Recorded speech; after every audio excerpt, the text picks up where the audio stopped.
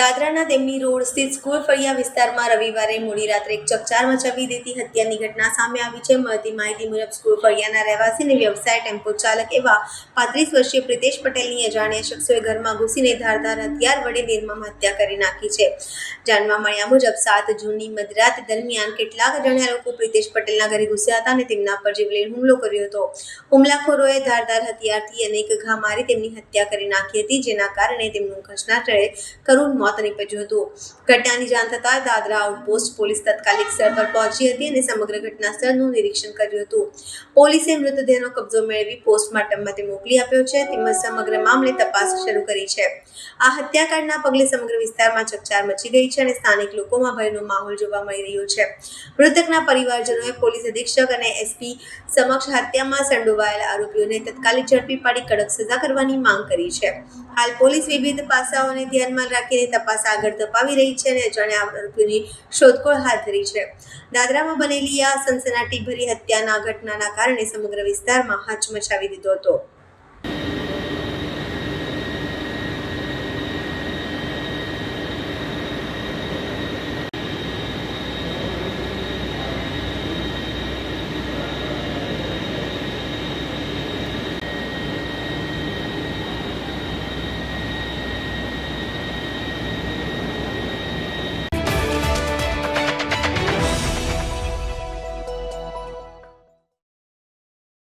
વલસાડ શહેરમાં એક હૃદયદ્રાવક ઘટના સામે આવી છે, જ્યાં એક 22 વર્ષીય ડિલિવરી બોય 13મા માળેથી કૂદી આત્મહત્યા કરી લીધી હોવાનો બનાવ સામે આવ્યો છે. ડિલિવરી બોય તરીકે કામ કરતો યુવક માનવ ડિલિવરી આપવા માટે એક બિલ્ડિંગમાં ગયો હતો, જ્યાંથી તેને મોતની છલાંગ લગાવી હતી. ઘટના સ્થળેથી મહિલા મોબાઈલ ફોનમાં આઈ ક્વિટ વર્લ્ડ નામનો છેલ્લો સંદેશો મોકલીને મોતનું વહાલું કરનાર યુવાને શા માટે દુનિયાને અલવિદા કહ્યું છે, જોઈએ આ ક્રાઇમ રિપોર્ટ.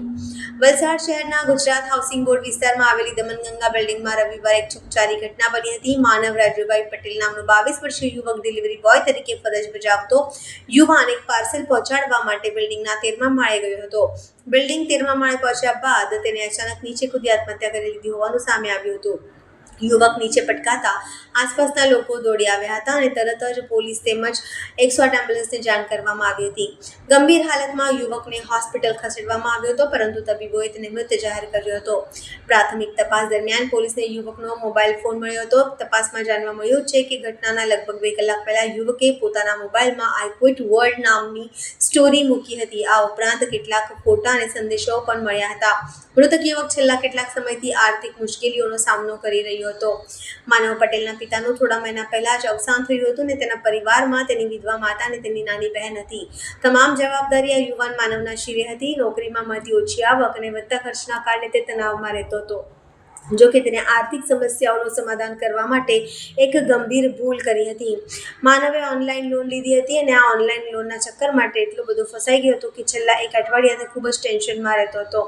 ઓનલાઈન લોનના રિકવરી એજન્ટો દિવસમાં 20 થી 25 ફોન કરીને તેને માનસિક ટેન્શન પણ આપતા હતા. ઓનલાઈન લોનના ચક્રવ્યૂહમાં ફસાયેલ માનવ જ્યારે આ બિલ્ડિંગના 13મા માળે પહોંચ્યો ત્યારે પણ સીસીટીવીમાં સ્પષ્ટ દેખાય છે કે 5 થી 6 મિનિટ ફોનમાં કંઈક કરતો જોવા મળી રહ્યો છે અને પછી ફોન નીચે મૂકીને પોતે દુનિયાને અલવિદા કહીને પડતું મૂકી રહ્યો છે તેવા સીસીટીવી દ્રશ્યો પણ સ્પષ્ટ જોવા મળે છે. ત્યારે ઓનલાઈન લોનના કારણે આસપાસના યુવાન માનવ જીવન ટૂંકાવ્યું હોવાનું પરિવારજનોએ કરી રહ્યા છે. પટેલ પરિવારનો એકમાત્ર મોભી એવો આશાસ્પદ યુવાન માનવ ઓનલાઈન લોનના ચક્કરમાં પોતાનો જીવ ગુમાવ્યો છે તેવો પરિવાર આક્ષેપ કરી રહ્યા છે. જોકે આત્મહત્યાનું ચોક્કસ કારણ શું હતું તે અંગે હજુ સુધી પોલીસે કોઈ સત્તાવાર પુષ્ટિ કરવામાં આવી નથી. વલસાડ સિટી પોલીસ અને એલસીબીની ટીમે સ્થળ પર પહોંચીને જરૂરી પુરાવા એકત્રિત કર્યા છે. પોલીસે મોબાઈલ ફોન સહિત અન્ય ડિજિટલ પુરાવાઓ કબજે કરીને ફોરેન્સિક તપાસ માટે મોકલ્યા છે. સાથે જ મૃતકના મિત્રો, પરિવારજનો અને સહકર્મચારીઓના નિવેદનો પણ લેવામાં આવી રહ્યા છે. વલસાડમાં બનેલી આ ઘટનાએ ફરી એકવાર યુવાનોમાં વધતા માનસિક તણાવ અને આર્થિક સંકળામણ જેવા મુદ્દાઓની ચર્ચા કેન્દ્રમાં લીધા છે. પરિવારનું માનીએ તો ઓનલાઈન લોન ચક્રવ્યૂહમાં ફસાયેલ માનવે રિકવરી એજન્ટના ત્રાસના કારણે મોતને વહાલું કર્યું છે. જોકે માનવ પટેલે આ અંતિમ પગલું કયા કારણોસર ભર્યું તે અંગેનો સાચો ખુલાસો પોલીસ તપાસ પૂર્ણ થયા બાદ જ સામે આવશે. રાકેશભાઈ બાબુભાઈ પટેલ. માનવની ઉંમર 22 વર્ષ જેવી આસપાસ છે અને એ છોકરો બહુ મહેનતુ હતો. એ એમનું પાર્ટ ટાઈમમાં ડોમિનોઝમાં બી કામ કરતો હતો. એમના પપ્પાનો પેલો જે ધંધો હતો બરફનો તે પણ કરતો હતો ને ઓનલાઈન લોનમાં એ કેવી રીતના પડી ગયો, કેવી રીતના એની પાસ થઈ, કંઈ ખબર નહીં મળે. એના પછી પ્લસ અમને પછી ખબર પડી અત્યારે એમના રોજના કમસે કમ ફોન આવતા હતા, વારે ઘડીએ ફોન આવતા રહેતા હતા ને પછી ડિપ્રેશનમાં ખબર નહીં હવે શું કરી ગયો. હવે અમને ખાલી એટલી જ વિનંતી છે કે હવે એને શું કર્યું છે એના ફોનમાંથી માહિતી મેળવે, પોલીસવાળાને જાણ છે, લોકોને ખબર પડે કે કેવી રીતના શું કરી ગયો છે. એમ પરિવારની માંગણી છે કે જે છોકરા સાથે થયું બીજા કોઈ છોકરા સાથે નહીં થાય. પ્લસ બીજું કે મારે એવું કહેવું છે કે જે આ છોકરાઓ લોકો બીજા થોડીક જવાબદારી રાખો કે લોકો વિચાર આવું કરતાં પહેલાં પોતાના પરિવારનું પણ વિચારે. ફોનમાં તે લખેલું એવું કે તે આપણે એમનો જે એ કરવાનો હતો એને લખેલું હતું કે હું દુનિયા છોડીને જાઉં છું અને એક મેસેજ હતો. રાહુલભાઈ બાબુભાઈ પટેલ. પરિવારમાં એ લોકો બે ભાઈ બહેન છે, એની મમ્મી છે, એના ફાધર ગત વર્ષે મૃત્યુ પામ્યા. તો 12માની એક્ઝામ આપી હતી અને ITI કરતો હતો અને પછી એના ફાધરના અવસાન પછી એનો ધંધો સંભાળતો હતો અને ડોમિનોઝમાં કામ કરતો હતો. એના ફોનમાં છેલ્લો મેસેજ હતો આઈ ફાઇટ બાય બોલવું હતું. હા, મને કાલે ખબર પડી કે કંઈ લોન લીધેલી હતી અને 4 હપ્તા બાકી હતા. હા, વારે ઘડી ફોન આવતા હતા એમ એવું કહે છે. બરાબર, આ જ કંઈ નહીં, પોલીસ પ્રશાસનને ધ્યાન લેવું જોઈએ આ બાબતમાં અને તપાસ કરવું જોઈએ. અને જે લોકોએ આ રીતે ફોન કરીને હેરાન કરે છે તે લોકોને એ લોકો કહેવું જોઈએ કે ભાઈ આ રીતે બીજું કોઈ કંઈ કરે નહીં. હવે અમારા ઘરનો દીકરો તો ગયો છે, બીજો કોઈ છોકરો જાય નહીં આ રીતે. વલસાડ ખાતે આવેલ સરદાર હાઇટના દમણગંગા બિલ્ડિંગમાંથી એક વ્યક્તિ 13મા માળેથી કૂદીને આત્મહત્યા કરેલાનો બનાવ નોંધાયો હતો. વલસાડ પોલીસ સ્થળ ઉપરથી તપાસ કરતા એ વ્યક્તિનો મૃતદેહ મળી આવેલો હતો અને તેને આગળની કાર્યવાહી હાથ ધરી હતી. હવે એ વ્યક્તિએ કયા કારણસર આપઘાત કર્યો છે, એમાં અંગત કોઈ કારણ છે, આર્થિક કારણ છે કે અન્ય કોઈ એંગલ છે, એ બાબતે પોલીસ હાલમાં તપાસ કરી રહી છે અને જરૂર જણાય એના મોબાઈલની પણ તપાસ કરવામાં આવશે.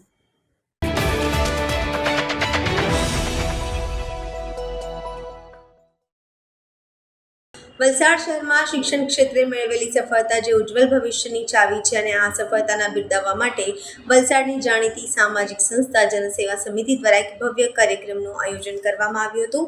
વલસાડના રાજપૂત સમાજ હોલ ખાતે ધોરણ 10 અને ધોરણ 12ના મુસ્લિમ સમાજના તેજસ્વી વિદ્યાર્થીઓ માટે સન્માન સમારંભ યોજાયો હતો. આ પ્રસંગે વલસાડ ડાંગના સાંસદ ધવલભાઈ પટેલ સહિત દક્ષિણ ગુજરાતના નામાંકિત તબીબોએ હાજરી આપી હતી. વિદ્યાર્થીઓને સિદ્ધિ બિરદાવી હતી અને શિક્ષણના એક અનોખા ઉત્સવની ઉજવણી કરવામાં આવી હતી.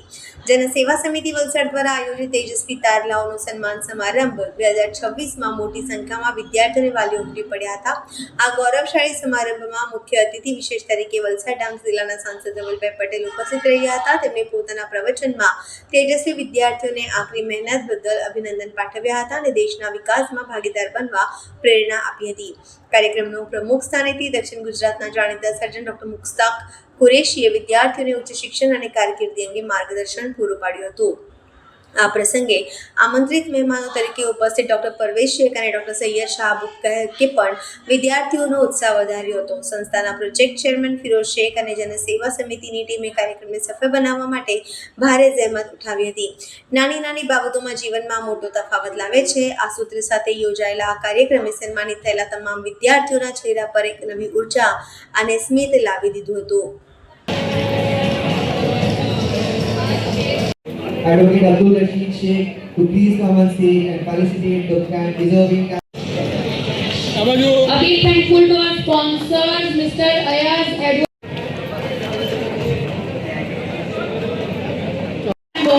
Shri Dhaval Patel ji.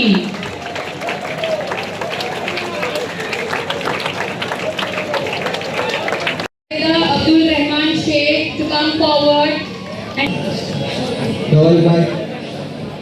આપણા લોકલાડીના ધારાસભ્ય ધવલભાઈ પટેલ.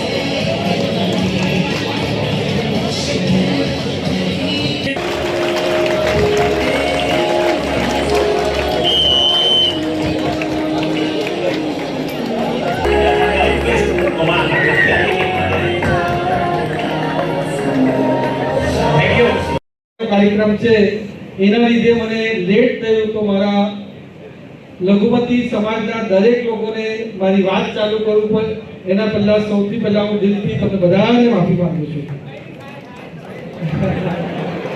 પણ આપણો પરિવાર છે અને પરિવારના મારા સભ્યએ કીધું કે થાય વાંધો નહીં, એટલે એ છૂટ લઈને હું વાત ચાલુ કરું છું. આજે આપણી જન સેવા સમિતિ આપણા મુસ્લિમ સમાજમાં પૂરા વલસાડ જિલ્લા અને આજુબાજુ જિલ્લામાં જે સારામાં સારી એમણે કામગીરી કરી, સારા ભણતરમાં આગળ વધ્યા અને એમણે પોતાના જે 10મું હોય, 12મું હોય કે બીજા વિદ્યાર્થી એમનું જે હમણાં કરિયર છે એમાં અચીવમેન્ટ કર્યું, એમને એવા તારલાઓનો સન્માનનો કાર્યક્રમ આજે યોજવામાં આવ્યો. તો સૌથી પહેલા તો આપણી જન સેવા સમિતિ આપણા મુસલમાન સમાજને પૂરી ટીમને ખૂબ ખૂબ દિલથી વંદન અને અભિનંદન કરું છું.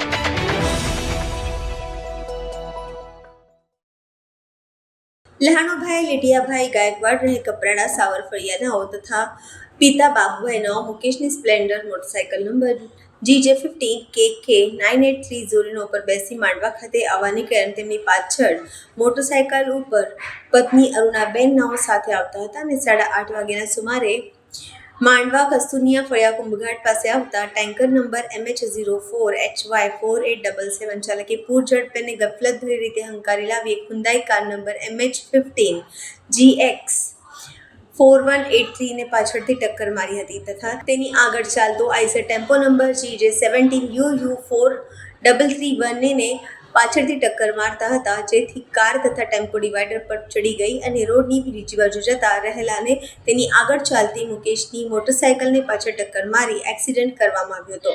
એક્સિડન્ટ થતાં મુકેશભાઈને ડાબા ખભાના ભાગે ફ્રેક્ચર થયા છે અને મોઢાના ભાગે, પગના ભાગે પણ, કમરના ભાગે પણ ઈજા થઈ છે. તેમજ મોટરસાયકલ પાછળ બેસેલ લહાણુભાઈને મોઢાના તથા જમણા પગના ઈજા થયેલ છે.